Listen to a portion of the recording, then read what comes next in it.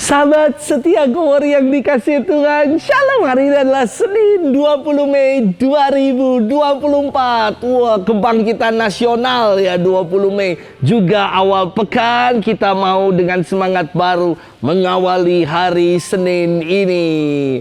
Kita bersama-sama merayakan peringatan wajib hari ini Perawan Maria Bunda Gereja, atau dalam bahasa Latin disebut Mater Ecclesia, Mother of the Church.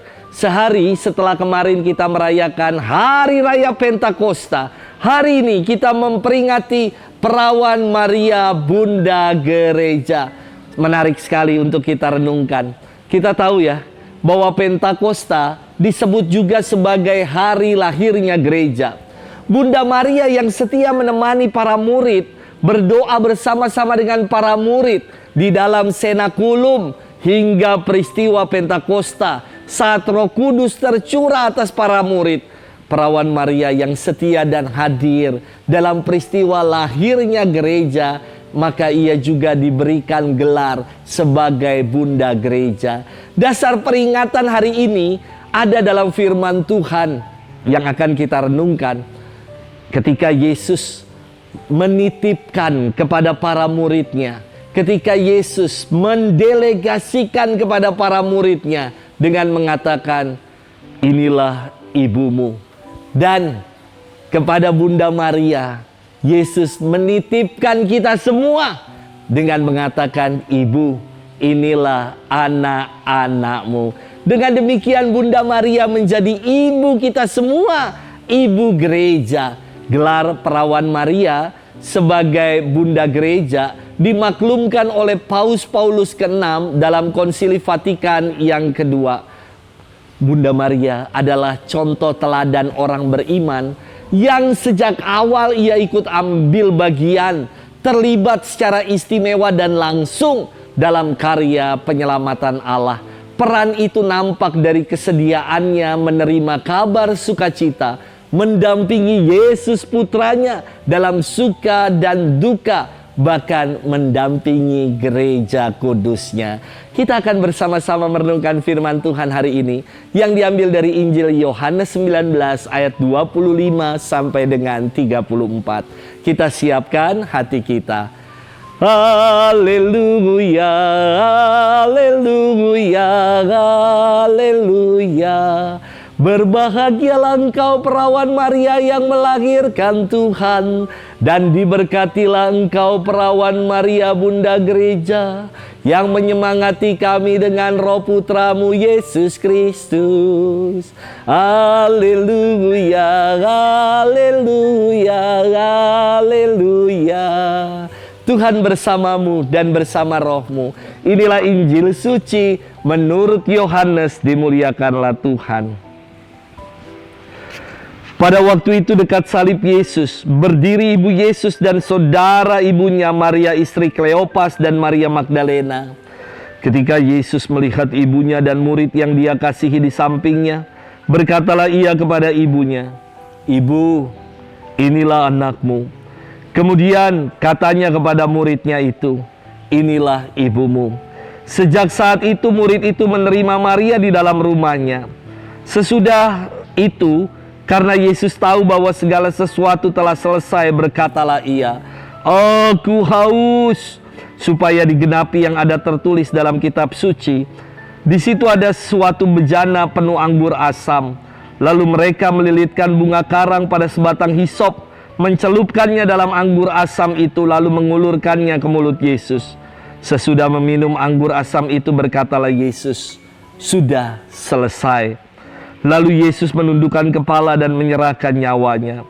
Karena hari itu hari persiapan, dan supaya pada hari Sabat mayat-mayat itu tidak tinggal tergantung pada kayu salib, sebab Sabat itu hari yang besar, maka datanglah para pemuka Yahudi kepada Pilatus dan meminta kepadanya supaya kaki orang-orang itu dipatahkan dan jenazah-jenazahnya diturunkan. Lalu datanglah prajurit-prajurit dan mematahkan kaki orang yang pertama dan kaki orang yang lain yang disalibkan bersama-sama dengan Yesus. Tetapi ketika mereka sampai kepada Yesus dan melihat bahwa ia telah mati, Mereka tidak mematahkan kakinya. Tetapi seorang dari antara prajurit itu menikam lambung Yesus dengan tombak, dan segera mengalir keluar darah dan air. Demikianlah sabda Tuhan. Terpujilah Kristus. Sahabat setia Glory yang dikasihi Tuhan, shalom. Kalau kita meninggal, pasti saya yakin dan percaya kita semua ingin yang mengunjungi dan mendoakan kita banyak orang. Pasti harapannya bukan hanya dari kalangan keluarga saja yang mendoakan, tetapi semua sahabat, handai taulan, dan semua dari orang datang untuk mendoakan kita. Mungkin ya, kita saat ini kalau lagi hidup bisa ngelis. Kira-kira seandainya aku meninggal, siapa saja yang akan datang? Siapa juga Romo yang akan mendoakan aku? Bisa kita list itu. Tetapi buat saya yang jauh lebih istimewa, bukan hanya doa dari orang banyak, tetapi doa dari Bunda Tuhan. Ini dalam doa Salam Maria, di bagian akhir dikatakan begini: Santa Maria Bunda Allah, doakanlah kami yang berdosa ini sekarang dan pada waktu kami mati. Ini sangat-sangat dalam dan istimewa, bahwa yang turut mendoakan kita adalah Bunda Tuhan. Maka seharusnya kita bangga loh. Dari sekarang hingga ajal nanti, Bunda Maria, Bunda Tuhan, Bunda Gereja menjadi pendoa bagi kita. Sahabat setia Glory yang dikasihi Tuhan, Gereja Katolik tidak menuhankan dan tidak menyembah Bunda Maria. Tidak. Gereja menghormati Bunda Maria sebagai Bunda Tuhan, Bunda Gereja, dan Bunda kita semua. Karena Yesus berkata kepada ibunya, "Ibu, inilah anakmu." Dan juga Yesus berkata kepada murid-muridnya, "Inilah ibumu." Kita patut bersyukur saya kira sebagai orang Katolik, karena kita punya seorang ibu yang menjadi pendoa bagi kita semua anak-anaknya. Ini kan kalau ada nyanyian yang mengatakan, "Di doa ibuku, namaku disebut."